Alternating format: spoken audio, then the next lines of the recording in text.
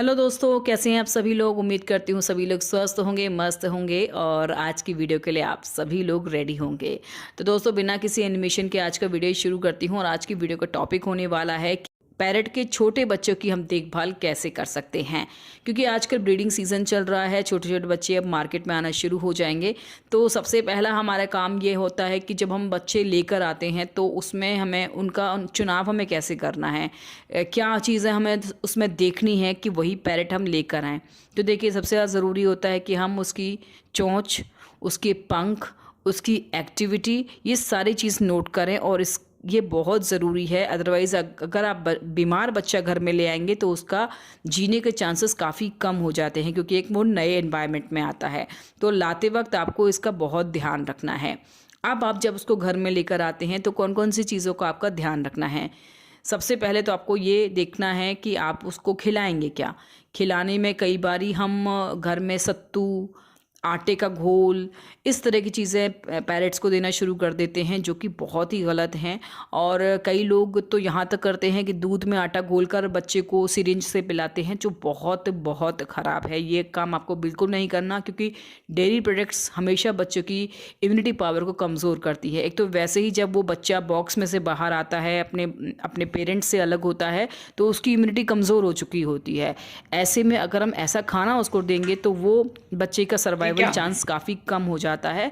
तो हमें हमेशा बहुत ही सोच समझकर छोटे बच्चे को खाना खिलाना है। चने की दाल को पीसकर हम उसको पिला सकते हैं, नहीं तो बाज़ार में हैंड फीडिंग फार्मूलाज आते हैं जो आप मंगा सकते हैं, और उसमें क्योंकि वो एक कंप्लीट डाइट होता है तो उसे आप दे सकते हैं। आपको ओवर फीडिंग बिल्कुल नहीं करानी है, क्योंकि ओवर फीडिंग से बच्चे ज़्यादा मरते हैं। क्योंकि बच्चों को अंदाज़ा नहीं होता, आपको लगता है जब तक बच्चा खा रहा है जब तक आप उसे खिलाएं, लेकिन ऐसा नहीं होता। जो हैंड फीडिंग फार्मूला होता है उसमें लिखा होता है कि आपको कितना आपको देना है, तो आपको उसी के अकॉर्डिंग अपने बच्चे को, पैरट के बच्चे को खाना खिलाना है। ओवर ईटिंग बिल्कुल भी ना हो जाए, क्योंकि उससे बच्चा बीमार हो जाता है। उसके बाद मान लीजिए आप 3-4 बच्चे अगर लेकर आए हैं या 2 भी बच्चे हैं, मतलब एक ज़्यादा बच्चे हैं, तो आप उनको अलग अलग सिरिंज से खिलाएंगे, क्योंकि कई बार किसी एक बच्चे में इन्फेक्शन होता है और उसी सिरिंज से अगर आप दूसरे बच्चे को खिलाएंगे तो फिर वो इन्फेक्शन उस दूसरे बच्चे में भी आ सकता है। इसलिए आप बच्चों को जब भी खिलाएं उनके लिए अलग अलग सिरिंज रखें और उन्हीं सिरिंज से उन बच्चों को आप खिलाएं। इसके अलावा आपको उनकी साफ़ सफाई का बहुत ध्यान रखना है। जब आप उनको खाना खिलाते हैं तो उनकी चोंच, उनकी पंख पर वो खाना गिरता है, और जैसे ही वो खाना गिरता है आपको तुरंत उसको साफ़ करना है। अगर वो वहाँ पर जम गया तो वो पंखों में से उसको निकालना काफ़ी मुश्किल होता है, क्योंकि बच्चे बहुत सॉफ्ट होते हैं, उनके पंख बहुत सॉफ्ट होते हैं और वो उसको फिर निकाल नहीं पाते और वहाँ पर बैक्टीरिया पनपना शुरू हो जाते हैं। तो इससे जब वो बैक्टीरिया या कोई कीड़ा मकोड़ा उसके अंदर पनपने लग जाता है तो वो बच्चा उसको दूर नहीं कर पाता और उसकी ग्रोथ में वो बहुत ज़्यादा फ़र्क डालते हैं। तो आपको ज़रूरी है कि आप उसकी साफ़ सफाई का ध्यान रखें। तीसरी बात, उसको आप रखेंगे कहाँ पर। इसके लिए ज़रूरी ये है कि आप जो केज लेकर, मान लीजिए आप उनको केज में रख रहे हैं, तो केज में नीचे कुछ ना कुछ आपको बिछाना है, या तो अखबार बिछा कर रखिए या पॉलीथीन बिछा कर रखिए, कुछ ऐसी चीज़ रहना चाहिए नीचे।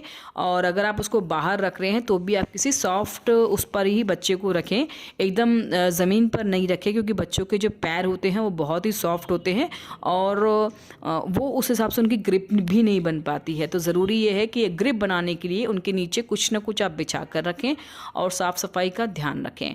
ओवर फीडिंग बिल्कुल भी ना करवाएं, क्योंकि वो बच्चे के लिए काफ़ी नुकसानदायक हो जाती है। जब ये बच्चे आते हैं तो ठंड का महीना होता है और ठंड के महीने में इनको गर्म रखना भी बहुत ज़रूरी होता है, कि ठंड के कारण बच्चे कई बार मर जाते हैं। तो इसके लिए ज़रूरी है कि आप उनको पूरी तरह से ढक कर ही रखें और थोड़ी देर आप इनको धूप में ज़रूर बिठाएं, क्योंकि इस वक्त पर ठंड अपने पीक पर होती है और वो बच्चे जब बॉक्स में से आते हैं तो एक नए वातावरण में आते हैं, तो उनको ढलने में काफ़ी टाइम लग जाता है।